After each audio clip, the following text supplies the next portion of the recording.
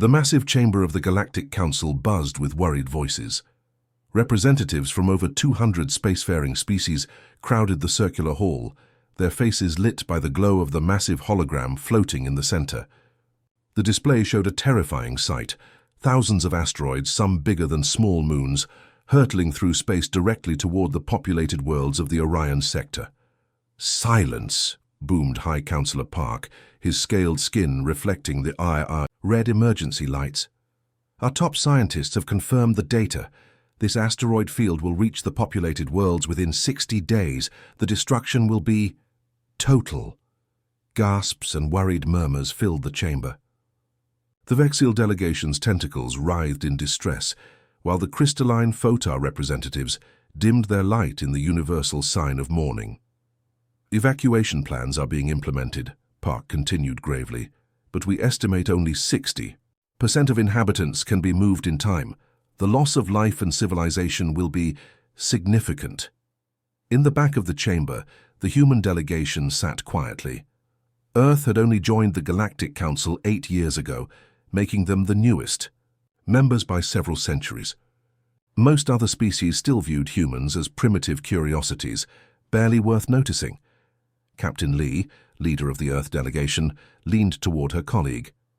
"The math doesn't add up. Why aren't they considering deflection?" Her colleague. Dr. Han shook his head. "These asteroids are moving too fast and there are too many. Traditional deflection methods would require energy outputs no civilization can produce."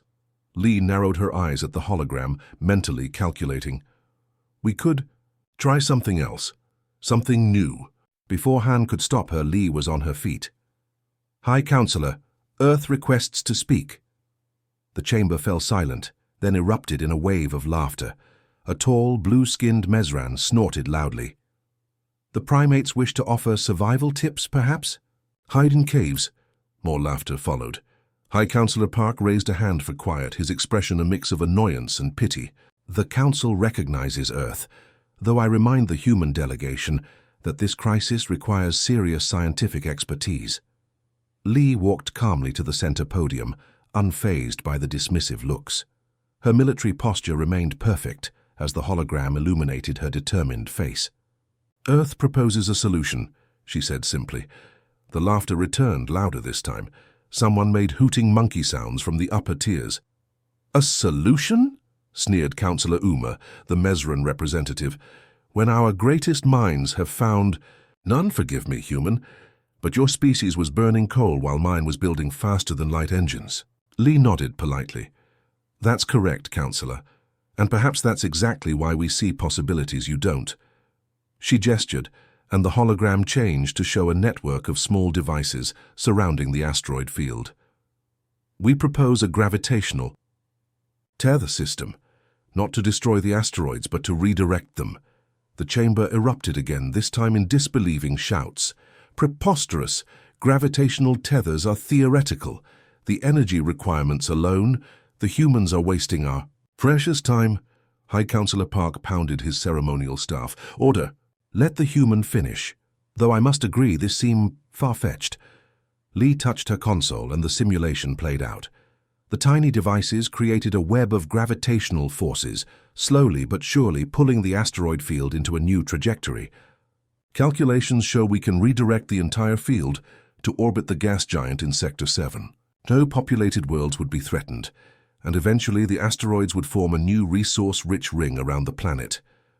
Uma stood, mandibles clicking in irritation. "This is absurd. The power requirements for such a network would exceed the output of 10 star systems." "Not with our new fusion catalysts," Lee replied calmly. "We've been working on miniaturization techniques that—" "Enough," Uma interrupted. "We'll not entertain childish fantasies while millions face extinction. The humans mock our tragedy with impossible dreams." The chamber filled with sounds of agreement. Representatives turned away, many openly laughing or shaking their heads. High Counselor Park sighed. "Captain Lee, while we appreciate Earth's creativity, we must focus on practical solutions. The evacuation plans will cause millions of deaths," Lee finished firmly. "At least give us a chance to prove our concept." "With what resources?" Uma challenged. Would you have us divert precious evacuation ships to your fantasy project? We need only 10 ships and access to the mineral reserves on Mars Station, Lee answered. The council chamber fell into chaos again, most delegates shouting opposition, but in the commotion one voice cut through. I will support the humans. The room fell silent as Councillor Jin of the Tarim stood. The ancient species rarely spoke at council meetings, preferring to observe. Their technological achievements were legendary, matched only by their cautious nature. The Tarim will provide the requested ships, Jin said quietly, large eyes blinking slowly. If the humans fail, nothing is lost that wasn't already counted. As lost, Uma spluttered in outrage. This is the decision of the Tarim, Jin finished calmly. We have observed humans closely since their arrival. They surprise, often. Captain Lee bowed deeply to the Tarim councillor, ignoring the continuing laughter and head-shaking around the room. We won't let you down, she promised, her voice carrying through the chamber despite its softness. As she returned to her seat, Lee heard the whispers and snickers. She didn't mind. Humanity had always thrived when everyone else said something couldn't be done. Dr. Han leaned over as she sat down. You realize, if we fail, Earth's reputation in the Council is finished. Lee allowed herself a small smile. Then, I guess we better not fail. High in the observation ring, Councillor Jin watched the human delegation quietly planning among themselves, already working despite the mockery around them. The Tarim had recognized something in humans that the other races hadn't yet seen. Something worth betting on. The clock was ticking. 60 days to prove everyone wrong. The 10 ships promised by the Tarim arrived at Earth's orbital station within days. They were sleek, efficient vessels that made Earth's best shuttles look like children's toys. Commander Kim stood at the loading dock, watching her team rush supplies aboard. We've got 30% of the gravitational tethers assembled, reported Dr. Han, scrolling through his tablet. The rest will need to be built in transit, Kim nodded, eyes fixed on the organized chaos around her. 50 of Earth's best engineers, physicists, and astronauts had volunteered for what most of the galaxy considered a suicide mission. None had hesitated when asked. The Galactic News Network is calling us the Fool's Errand, Han added with a grimace. They're running betting pools on how quickly we'll fail. Let them bet, Kim replied, checking her watch. Are the fusion catalysts secured? All aboard the lead ship. Oh, and we have a visitor. Kim turned to see a tall, slender figure approaching. The Tarim moved with fluid grace, their pearlescent skin catching the station lights. This one was young by their standards, perhaps only a few hundred years old. Commander Kim, the Tarim said, bowing slightly. I am June, scientific observer for the Tarim Council. Kim returned the bow. We're grateful for your people's support, but we weren't expecting a babysitter. June's large eyes blinked slowly. Not a babysitter, a witness, and perhaps a student. A student? Han couldn't hide his surprise. The Tarim were among the oldest species in the galaxy. They hadn't been students of anyone for millennia. Your species interests us, June said simply. You attempt what others consider impossible without hesitation. This is unusual. Kim shrugged. Where we come from, impossible just means nobody's done it yet. A loud crash interrupted them as a loader dropped a crate. Nobody was hurt, but tools scattered across the deck. Sorry, Commander, called a young engineer, rushing to clean up. Thames, double-check everything before loading, Kim shouted back. To June she added, You're welcome to join us, but be prepared for chaos. We work differently than what you might be used to. I have observed, June replied. Your methods appear disordered, yet effective. The main view screen on the dock flashed with an incoming transmission. The sneering face of Councillor Uma filled the screen. Commander Kim, he said, mandibles clicking with barely contained disdain. I thought you should know that the Council has officially classified your mission as non-essential. Evacuation efforts will take priority for all resources. Kim crossed her arms. We have what we need, Councillor. Do you? Uma leaned closer. To the camera. Because my sources tell me your gravitational tether technology has never been successfully tested at even 1/10 the scale you're proposing. Kim kept her face neutral. Your sources are correct. Uma's expression shifted to genuine confusion. Then you admit this is folly. You're attempting to deploy untested technology against the greatest threat our galaxy has faced in centuries. Sometimes, you don't have the luxury of small steps, Kim replied evenly. But humanity has a long history of taking giant leaps. Uma's laughter echoed through the dock. Your primitive species' arrogance is truly astounding. While you waste time and resources, real scientists are working on evacuation plans. Good, Kim nodded. Because if we fail, those plans will be needed. But if we succeed, millions of lives will be saved. Uma's eyes narrowed. The odds of your success? Never tell me the odds, Kim interrupted, allowing herself a small smile. We've beaten worse. She cut the transmission before Uma could respond. Around her, the loading continued at a frantic pace. He's not entirely wrong, Han said quietly. We've never tested this at scale, the power requirements alone. We'll figure it out, Kim said firmly. That's what humans do. June had been watching the exchange with interest. Your confidence appears irrational, given the facts. Yet you show no signs of doubt. Kim laughed. Oh, I have plenty of doubts, I just don't have time for them right now. The station's announcement system chimed. Final boarding call for Operation Redirect. All personnel report to assigned vessels. Kim took a deep breath, looking around at her team rushing to finish preparations. These weren't the galaxy's foremost scientists or engineers. They weren't the oldest or wisest species, but they had something the Galactic Council had forgotten over their long, comfortable existence. Desperation breeds innovation. Let me tell you something about humans, June, Kim said as they walked toward the lead ship. Throughout our history, our greatest achievements have come when someone told us something was impossible. The Terim tilted their head curiously. Explain. They said we couldn't fly, so we built airplanes. They said we couldn't reach space, so we built rockets. They said we couldn't cure certain diseases, so we created vaccines and treatments. Kim's eyes gleamed with pride. When humans hear impossible, we hear a challenge. As they boarded the ship, the crew was already at their stations, running final checks with focused intensity. The atmosphere was tense but buzzing with energy. Commander on deck, someone called, and heads turned briefly before returning to their tasks.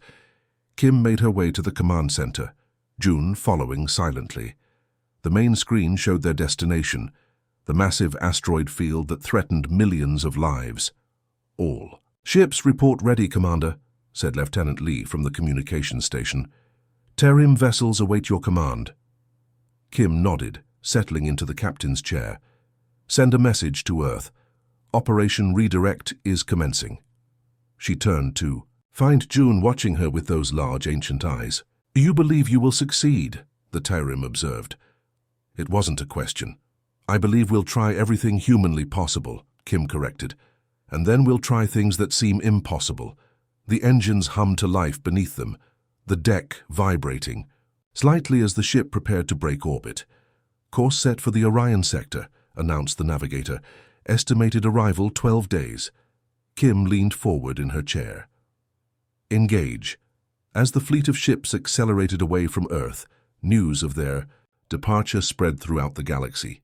In elegant council chambers and crowded evacuation centers, beings of all species watched the humans' foolish quest with a mixture of disbelief, amusement, and, just maybe, the tiniest spark of hope. They had 50 days left to do the impossible. The Bureau. Fleet arrived at the edge of the asteroid field with 10 days to spare. From the bridge of the lead ship, Commander Kim watched the deadly rocks tumble through space on the main view screen. Even from this distance, the sheer scale was overwhelming. It's bigger than our simulations predicted, Dr. Han said quietly, standing at her side. Much bigger. Kim nodded grimly. Prep the first test tether. Let's start small, just that cluster of asteroids on the outer edge. The bridge crew moved with practiced efficiency, despite the nervous energy in the air. They had spent the journey building and refining the gravitational tethers, sleek silver devices about the size of a refrigerator, each containing one of Earth's experimental fusion catalysts. Deploying test unit, announced Lieutenant Lee from her station. On the screen, a tiny shuttle broke away from the fleet, carrying the first tether toward a cluster of smaller asteroids. June watched silently from the observation deck, large, eyes unblinking. "Tether in position," Lee reported. "Activating in 3, 2, 1. The tether glowed briefly as it powered up. For a moment, nothing happened. Then, slowly, imperceptibly at first, the asteroids began to drift. "It's working," Han exclaimed, checking his readings. "The gravitational field is—" A blinding flash filled the view screen. When it cleared, the tether was gone, along with the shuttle and a chunk of the asteroid it had been attached to. Silence fell over the bridge. "What happened?" Kim demanded. Han frantically reviewed the data. "Power surge. The catalyst couldn't contain the reaction." Kim's jaw tightened. "Adjust the containment field parameters. Prep tether number 2. "Commander," Han said hesitantly, "maybe we should run more simulations before—" "We don't have time for simulations," Kim snapped. "Every minute we waste, those rocks get closer to the inhabited worlds." The next test ended the same way. A brief moment of success, followed by catastrophic failure. So did the third. By the 5th attempt, the mood on the bridge had shifted from determination to desperation. "Maybe the Council was right," someone whispered. "Maybe this is impossible." Kim slammed her fist on the console. "No, we're missing something." She turned to find June beside her, studying the data with those ancient, thoughtful eyes. "Your power matrix is unstable," the Terran observed. "Each time the gravitational field begins to form, it creates feedback in your catalyst." Kim frowned. "Can you fix it?" "No," June replied simply. "This is your technology. I am merely observing."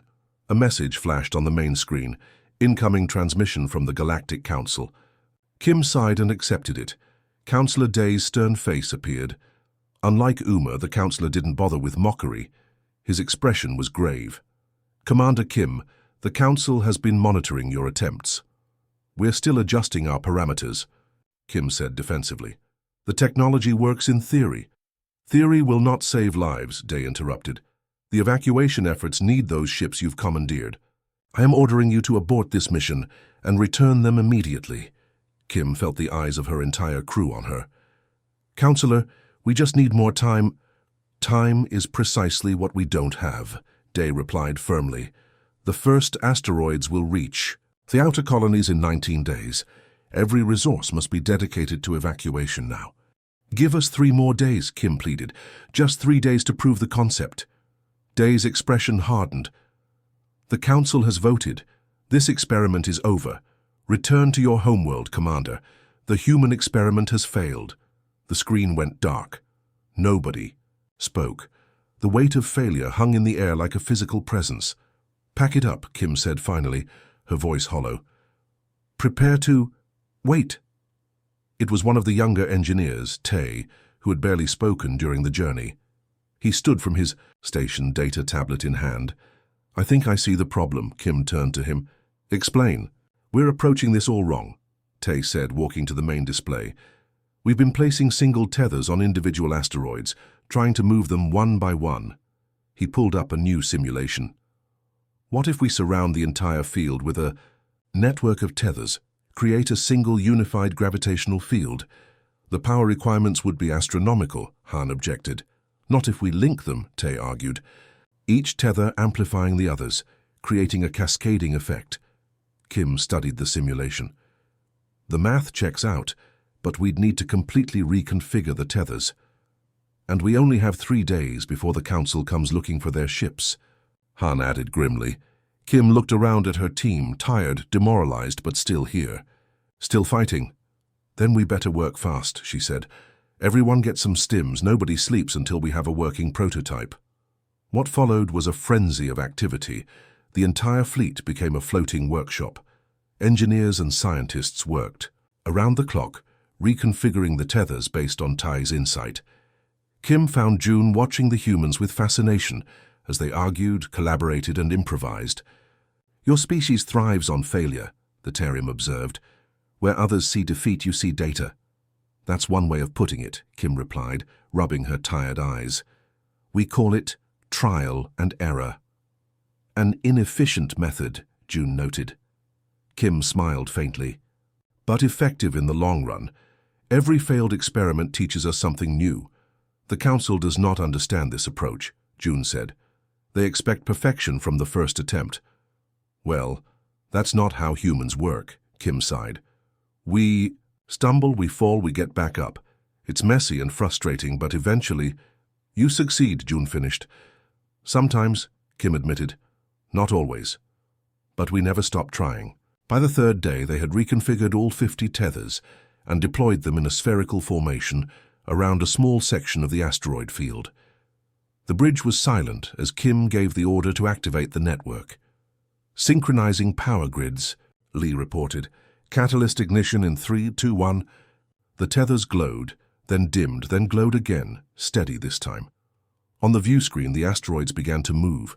Slowly but surely, their trajectory shifted. It's working, Han whispered, as if speaking too loudly might break the spell. The field is stable. A cheer went up around the bridge. Kim allowed herself a brief smile before raising her hand for silence. This is just the beginning, she reminded them. Now we need to scale it up, 50 times larger at minimum. A new transmission appeared on screen. Counselor Day again, his expression thunderous. Commander Kim, you were ordered to return those ships. Explain yourself. Kim gestured to the view screen. We've done it, Counselor. The technology works. Look at the data. Day's eyes narrowed as he studied the readings. A small-scale test proves nothing. The Council's decision stands. This human experiment is no longer an experiment, Kim replied, firmly. It's a proven solution. Give us the resources we need and we can save those worlds. The evacuation plan will result in millions of deaths and lost civilizations, Kim interrupted. Is that really the legacy the Galactic Council wants? Day was silent for a long moment. I will consult with the other councillors. The screen went dark again. He's not convinced, Han said worriedly. No, Kim agreed, but we don't need his permission anymore. She turned to address the entire bridge. We've proven our concept. Now we scale up with or without the Council's blessing. Lee raised her hand hesitantly. Commander? There's another incoming transmission. Kim frowned. Die again? No, Lee said, looking surprised. It's ships, dozens of them approaching our position. The view screen shifted to show a fleet of vessels moving toward them. Not council ships, but a mismatched collection of craft from various worlds. We're being hailed, Lee reported. On screen, Kim ordered. The face that appeared wasn't Day or Uma or any council member. It was a captain Kim didn't recognize from a species she'd never seen before. Commander Kim of Earth? The alien asked. Kim nodded cautiously. Who am I addressing? Captain Kwan of the Orion Outer Colonies, the alien replied. We heard about your project. The council tried to keep it quiet, but word spread. He gestured to the ships behind him. We're here to help. Kim stared in disbelief. All of you? Our worlds are the first in the path of destruction, Kwan explained simply. The Council's evacuation plan would save some of us, but not all, not our homes. You're offering another way. More ships appeared on the scanner, dozens, then hundreds from all over the sector. I don't understand, Kim said. The Council said, the Council doesn't speak for everyone, Kwan interrupted. Some of us would rather take a chance on the human's crazy plan than accept certain loss. Kim turned to June, who was watching with those unreadable eyes. The Terim are not the only ones willing to believe in humanity, the ancient alien said softly. For the first time in days, Kim felt real hope. She straightened her shoulders and faced the view screen. Captain Kwan, we're going to need a lot more gravitational tethers. The orbital stations above Rigel 4 were crowded with beings of all shapes and sizes. Some had too many limbs, others too many eyes, but all wore the same expression of fear. Evacuation ships arrived and departed in a constant stream, each one, packed beyond capacity, with refugees leaving everything behind. In her temporary quarters, Commander Kim watched the evacuation unfold on her view screen. The first asteroids would reach this world in just under 48 hours. It was cutting it close, too close. The Council still won't acknowledge our progress, said Dr. Han, scrolling through the latest message. They're calling our volunteer. Fleet renegades and threatening sanctions. Kim turned away from the window. The Council can threaten all they want. We've got more important things to worry about. Their makeshift fleet had grown to over 700 ships in the past week. Vessels from dozens of worlds had joined their effort, bringing supplies, engineers, and their own versions of Earth's gravitational tether technology. With so many minds working together, the system had improved dramatically. 2,000 tethers, deployed and synchronized, reported Lieutenant Lee over the comm. Gravitational mesh is holding at 93% integrity. Not good enough, Kim replied. We need 100% before the asteroids hit the gravity well. A knock at the door interrupted them. June entered, followed by several alien representatives. Captain Kwan of the Outer Colonies, Engineer Rin of the Photar Collective, and unexpectedly, Councillor Jin of the Teirim. Councillor, Kim said, surprised, I didn't expect to see you here. I thought the Council had forbidden its members from supporting us. The Teirim make their own decisions, Jin replied serenely. I come not as a councillor, but as an observer. What you are attempting interests us. Kim nodded her thanks. Well, you're just in time for our final briefing. The room's holographic projector activated, showing the massive asteroid field and the network of tethers surrounding it. In theory, the gravitational mesh would redirect the entire field into a stable orbit around a nearby gas giant. In practice, there were still critical weak points in the network. The power fluctuations in Sector 7 won't stabilize, Engineer Rin pointed out, her crystalline form catching the light. If even one section fails, the entire mesh could collapse. We've tried every configuration, Han said, frustration evident in his voice. The energy requirements are just too high. Kim studied the hologram, turning it slowly with her hand. What if we're still thinking too much like engineers and not enough like humans? The aliens looked at her curiously. Explain, Jin requested. Kim walked through the hologram. We're treating this like a technical problem when it's really a human problem, or rather a problem that needs a human solution. She zoomed in on the weak section. We're trying to maintain equal power distribution across the entire mesh, but what if we don't need to? What if instead we... She made adjustments to the simulation, redirecting power from other sections to reinforce the weak points. But that leaves other sections vulnerable, Rin objected. Only temporarily, Kim countered. We create a rolling power surge, like a wave, moving through the mesh to strengthen each section exactly when it needs it most. Han looked skeptical. The timing would have to be perfect. If we're off by even a fraction of a second, then we adapt, Kim said firmly. Real-time adjustments based on constant feedback. We'd need people monitoring every section, ready to make changes on the fly. People? Not automated systems? Kwan asked. Computers can't improvise, Kim explained. They follow programming.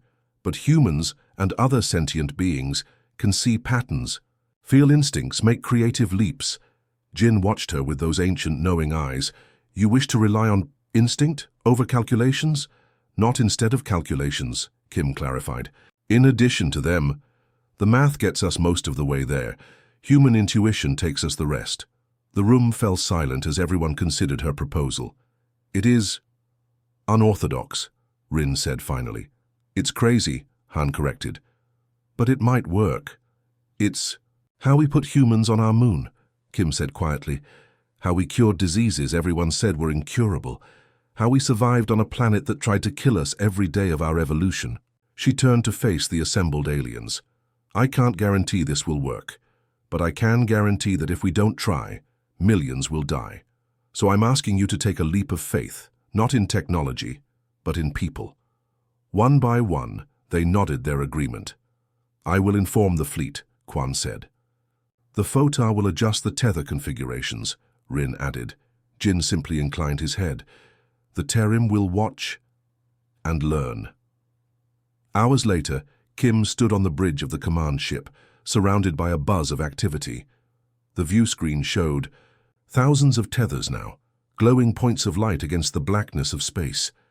Behind them, the asteroid field loomed, billions of tons of rock on a collision course with inhabited worlds. All ships report ready, Lee announced. Tether network at full capacity. Power wave protocol initialized, Han added from his station. Ready to implement on your command. Kim took a deep breath. This was it, the moment of truth. If they failed, not only would millions die, but humanity's first great contribution to galactic civilization would be remembered as its greatest failure. Commander, June said softly from beside her, the Council has sent a final warning. If we proceed, they will consider it an act of rebellion. Kim smiled faintly. Tell them we're not rebelling, we're just being human. She straightened her shoulders and addressed the entire fleet through the comm system. This is Commander Kim. In a few minutes, we're going to attempt something that's never been done before. The calculations say it's barely possible. The Council says it's impossible. She paused. But where I come from, impossible is just a word people use to describe things they haven't figured out how to do yet. She looked around at her crew, human and alien alike, united in this desperate gamble. Each of you will be monitoring your assigned section of the mesh. Trust your instruments, but also trust your instincts. If something feels wrong, speak up. If you see a better way, tell us. This isn't about following a perfect plan, it's about adapting to whatever comes. On the view screen, the first asteroids were entering the outer boundary of the gravitational mesh. Power wave initiating, Han announced.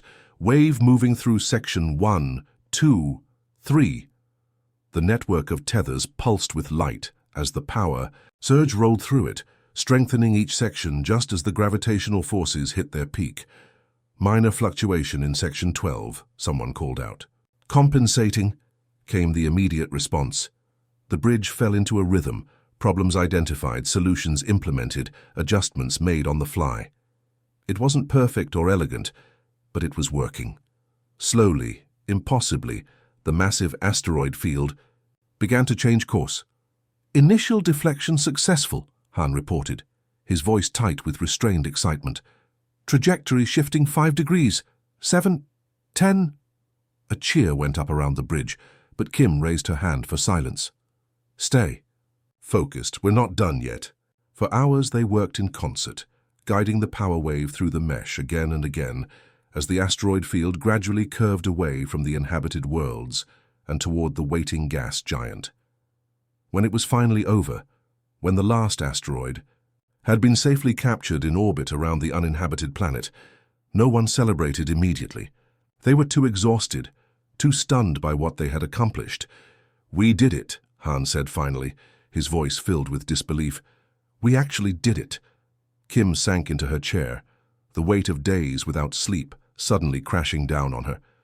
Tell. The evacuation ships they can turn around. Everyone gets to go home. As the news spread throughout the fleet and beyond, Kim found June standing beside her, those ancient eyes studying her with newfound respect. You succeeded, the Terrim observed, not because of superior technology, but because of how you used. Ted, Kim shook her head. We succeeded because we weren't afraid to fail. That's the human factor. The Grand Council chamber had never been so crowded. Representatives from hundreds of worlds packed the tiered seating, many standing in the aisles or leaning against the walls. The usual formality had given way to a buzzing energy as everyone waited for the proceedings to begin. Commander Kim stood with her team near the entrance, watching the scene with a mixture of exhaustion and disbelief. It had been only 3 days since they'd successfully redirected the asteroid field. 3 days since they'd proven the impossible possible. They're all staring at us, muttered Dr. Han, shifting uncomfortably under the gaze of so many alien eyes. Can you blame them? Lieutenant Lee whispered back. Most of them were ready to evacuate their homes and lose everything. Now they're safe because of what we did. Kim said nothing. She was too tired for words, running on stims and adrenaline after days without proper sleep. The gravity of what they'd accomplished hadn't fully sunk in yet. The chamber's main doors swung open, and the High Council entered. The 9 most powerful beings in the galaxy took their seats at the elevated platform, with High Councilor Park at the center. His scaled face was unreadable as he surveyed the packed chamber. This emergency session of the Galactic Council is now in session, Park announced, his voice amplified throughout the room. We are here to discuss the recent events concerning the asteroid crisis and the actions taken by the human delegation and their allies. Councillor Uma leaned forward, mandibles clicking in obvious irritation. Let's not mince words, High. Councillor, we're here to address an unauthorized operation that directly violated council orders. Kim felt a surge of anger, but before she could step forward, another voice rang out. We are here, Councillor Jin of the Tarim said calmly. To acknowledge that we were wrong. A hush fell over the chamber. The Tarim rarely spoke during council sessions, and they never ever admitted to being wrong. The humans proposed a solution that we dismissed, Jin continued. We labeled it impossible based on our understanding of physics and technology. We were prepared to accept the loss of worlds and billions of lives, rather than consider an untested approach. The ancient being's large eyes fixed on Kim. Yet they succeeded where our certainty failed. Councillor. Uma's mandibles clicked rapidly in agitation. A lucky outcome does not justify disobedience.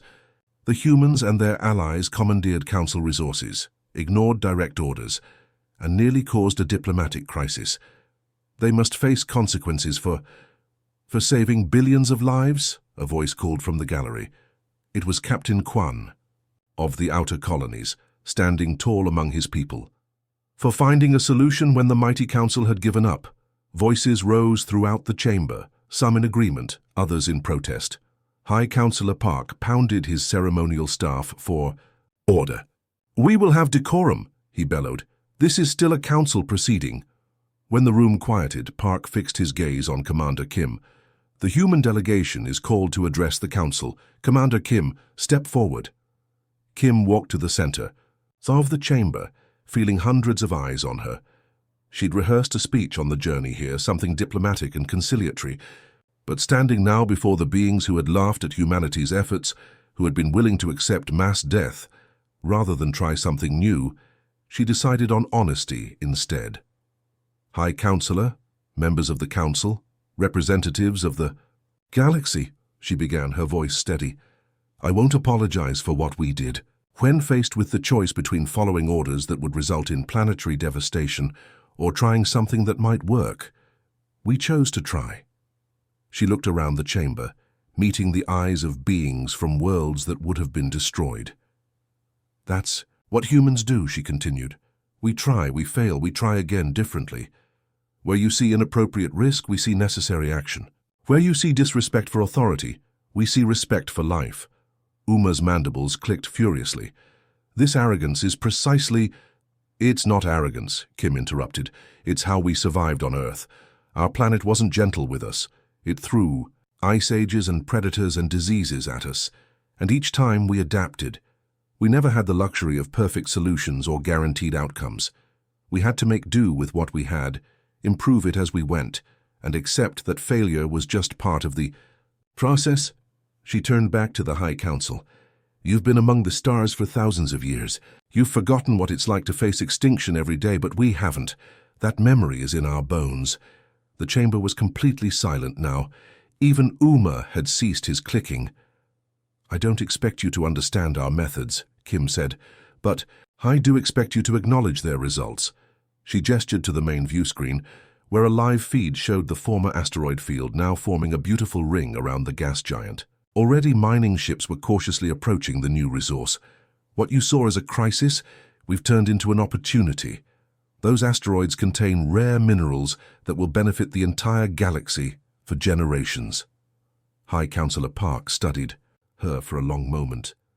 And what does Earth want in return for this achievement? Special status, resources, technology?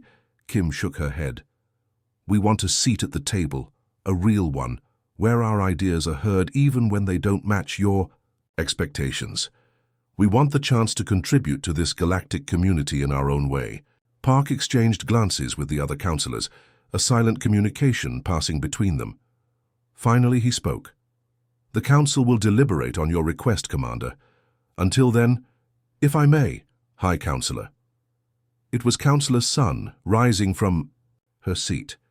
I believe there is something we must address first. The elegant Tarim moved to the center of the chamber, standing beside Kim. Though they had never been an expressive species, there was something almost like passion in Sun's voice. For too long, the Council has measured advancement by the age. of a civilization, by the elegance of its technology, by the orderliness of its development. We have mistaken our caution for wisdom. She gestured to Kim and the human team. These newcomers show us another path. They remind us that advancement also comes through boldness, through creativity, through the willingness to fail in service of a greater goal. Sun turned to address the entire chamber. I propose the creation of a new division within the Council, a rapid response team for galactic emergencies, with the humans in a leadership role. Murmurs rippled through the crowd. Uma half rose from his seat in protest, but Park silenced him with a gesture. Such a proposal requires careful consideration, the High Counselor said cautiously. The asteroid crisis has shown us the cost of cautious consideration when immediate action is needed, Sun replied. I believe many worlds would support this proposal. She looked pointedly at the representatives from the planets that would have been hit by the asteroids. One by one they stood, first Captain Quan, then the crystalline Photar, then delegates from dozens of other worlds. Soon half the chamber was on its feet. Park surveyed the room, then nodded slowly. It seems there is significant support. The Council will take this proposal under advisement. As the formal proceedings continued, Kim stepped back to rejoin her team. Han shook his head in amazement. A leadership role in the Council. That's more than we ever expected. They need us, Lee said simply. They just didn't know it until now. Kim watched as various representatives approached the Council platform with their own statements and proposals. The status quo had been disrupted, and new possibilities were emerging. June appeared at her side, those ancient eyes somehow warmer than before. Your species continues to surprise us, the Terim said.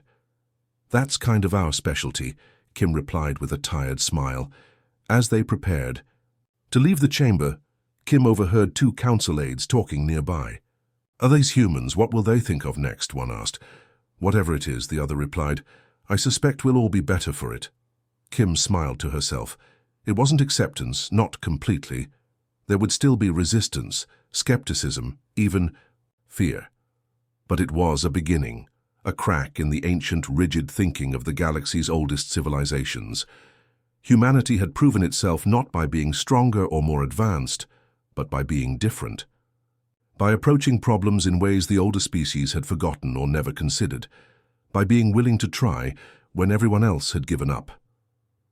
As they stepped out of the council chamber and into the bright light of an alien sun, Kim felt a fresh surge of energy. This wasn't the end of humanity's journey among the stars. It was just the beginning.